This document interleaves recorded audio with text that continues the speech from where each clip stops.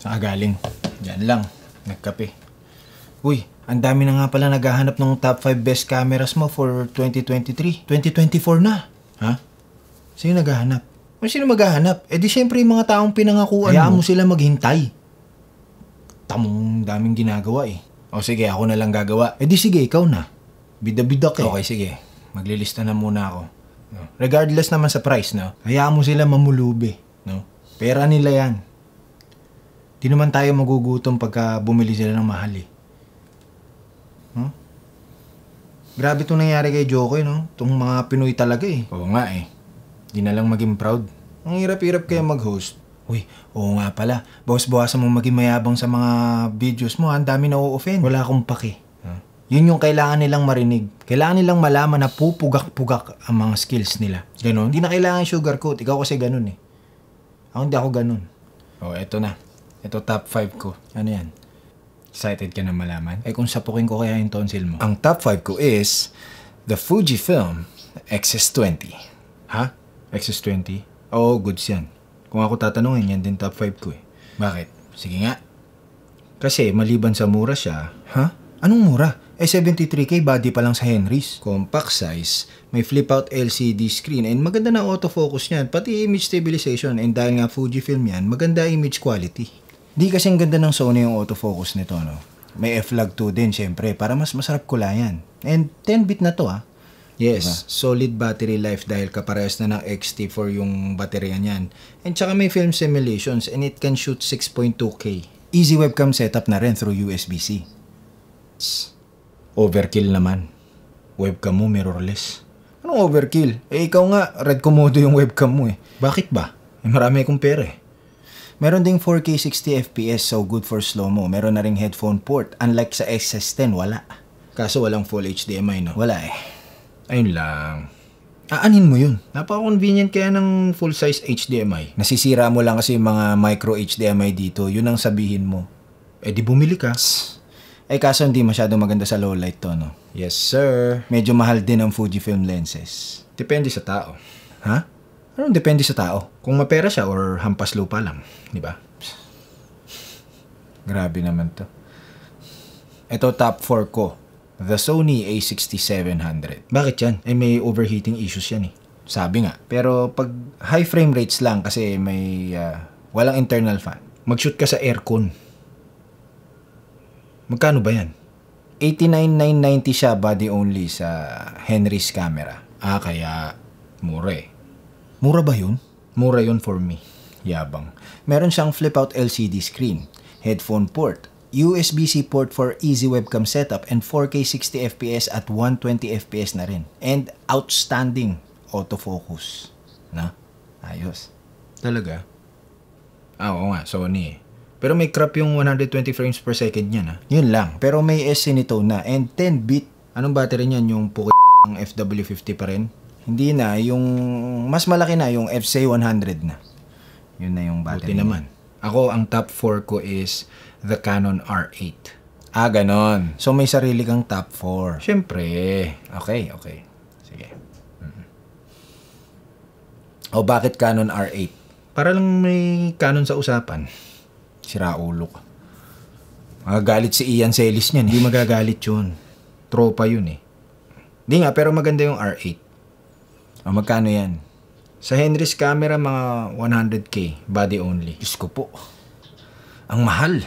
Meron nitong 4K 60. And 10-bit na. And full frame. Mas magastos yan. Full frame eh. Iba kaya ang full frame look? Mas kita mo yung poke ng subject mo pag full frame. Ha? Bokeh. Bokeh. Bokeh. Okay. Green-minded ka talaga eh. Kaso RF mount yan eh. Mas mahal lang ng konti at mas konti lang yung lens choices. Sus, yun lang eh. Meron siyang headphone port. Full size HDMI? Wala. Akala ko gusto mo yung full HDMI. Basta ang top 4 ko is Canon R8. Daming tanong. Kita mo? May mga entry lang eh. Top 3 ko is Sony FX30. Top 3 agad? Okay, sige, FX30. Akala ko ba mahilig ka sa full frame? APS-C yan. APS-C nga, pero cinema camera naman. Masyadong video-centric yung FX30 tol. Ano naman? Walang viewfinder. O, akala ko ba filmmaking cameras to? Hindi naman ako nagpo-photo eh. Magpo-photo ka ba? Hindi. Pero iba pa rin pag may viewfinder. Okay lang wala. Magmo-monitor ka rin naman eh. Magkano ba yan? 120k sa Henry's cameras. Yung FX30, panalo na autofocus niyan. Panalo ang image stabilization. May dual CF Express Type A card slots. May dual SDXC card slots. Dual base ISO of 800 and 2500. Okay. Full HDMI. May internal fan. Headphone port. 4K 120. May SC nito. 10-bit 422 na rin siya. Diba? Kaso APS-C lang. Ayun lang. Kamusta low light performance? Okay lang din. Rolling shutter? Ayun lang, medyo alanganin daw. Ayun lang. Top 3 ko is Sony A7C II. Walang nagtatanong. Full frame, may viewfinder, panalo autofocus. Magkano? Sa Henry's, 130k. Ang mahal. Oh, ba't namamahalan ka ngayon? FX30 ka na lang. 10-bit 422 din to and may SC nito, no? Maganda din ang image stabilization and ito yung camera ni Jesse ngayon. Talaga? Umaasenso no? Umaasenso na siya. Ayos. Ha? Oo. May dual base ISO yan. Wala, pero maganda to sa low light. Full frame eh. May 4K 120. Wala din, hanggang 4K 60 lang with crop. Full HDMI. Micro. Headphone port. Meron. Dual SD card slots. Isa lang. May tally lights. Walang kwenta. So, from FX30 na 120k, magbabayad ka ng additional 10,000 para lang sa full frame? Oo naman. Full frame means more bokeh and better low light, of course. Oo, pero mas mahal ang mga lente dahil nga full frame compared to APS-C. Ayun lang. Not worth it. Doon na lang sa top 2 ko. Ano ba yung top 2 mo? Sony A7S III. Talaga? Bakit yan? Kasi, full frame. No? 4K 120 frames per second. No? May 10-bit 422 siya. Dual CF Express Type A card slots. May dual SDXC card slots. 16-bit RAW HDMI output. Napakalupit na autofocus. 5-axis image stabilization. Solid battery life. Full HDMI. Headphone port. May viewfinder. May dual base ISO of 800 and 12,800. So dahil doon, alam mo na, low light beast. Diba? Saan ka pa? Magkano yan? 195k kay Henry's cameras. Grabe, ang mahal. Mura na yan. 195k, mura? Kasi nga marami kang pera, di ba? Mas malaki kaya kumita ang editor kaysa sa videographer. Ka ba? Paano mo nasabi? Magkano per day mo as videographer? Depende sa project, syempre. Let's say wedding. Hindi naman tayo nag-wedding eh. PBA opening highlights. 20 to 25k per day. Bakit ikaw? Magkano ang SDA mo ng PBA opening? 20 to 25k din. Paano mo nasabing mas malaki ka kumita? Nakaupo lang ako nun eh. Ha? Ikaw pagod ka kalalakad mo. Malamang. Isipin mo paano pag tumayo pa ako, di ba? Try mo mag-edit ng nakatayo. Mas mataas presyo ko nun. Walang DCI 4K yan ha. Ano ngayon?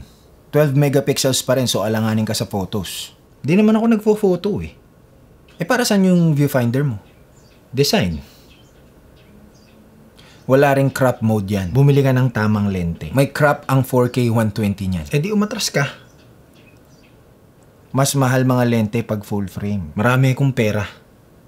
Ikaw, anong top 2 mo? Sony A7 IV. Ha? Bakit yan? Kasi mas mura. Magkano? Wait lang. Check ko. 150k lang sa Henry's. Naka full frame ka na. Dual CF Express Type A din.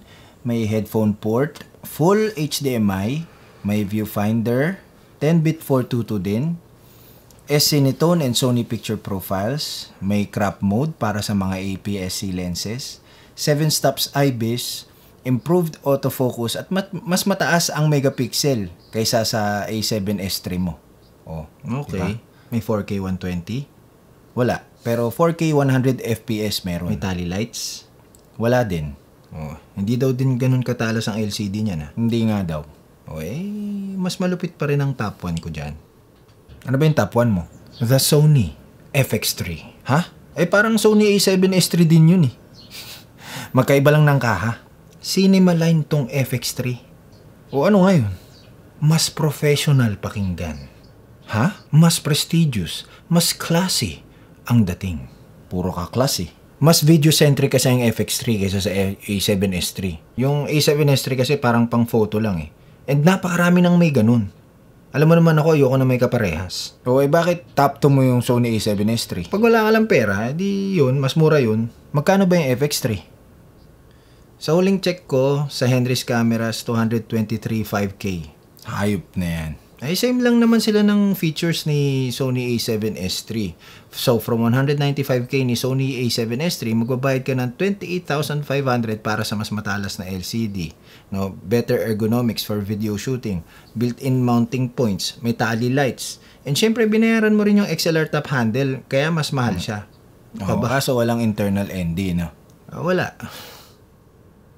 Akala ko ba cinema camera yan? E di mag-FX6 ka kung gusto mo ng internal ND.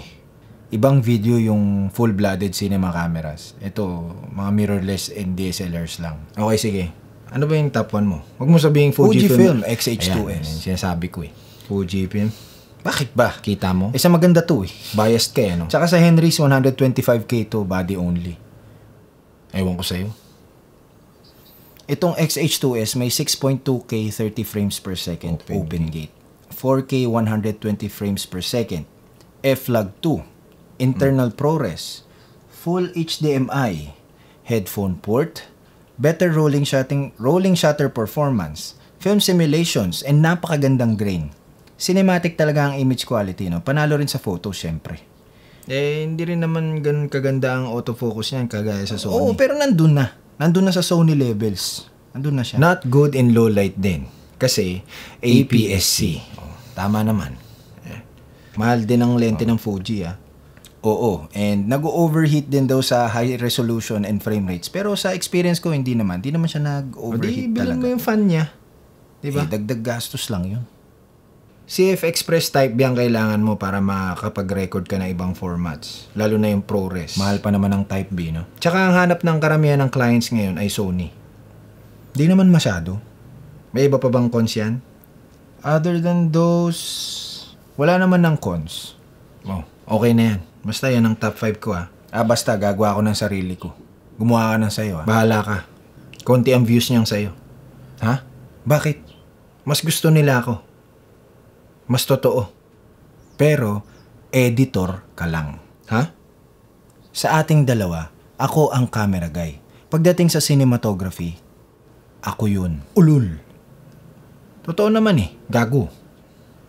Let that sink in. Okay na ako dito. Sira ulo. Alis muna ako. Oh, saan ka punta? To the moon. Sira. Bilan mo ako ng kape, ha? Ikaw bumili. Marami kang pera, di ba? Katamad eh.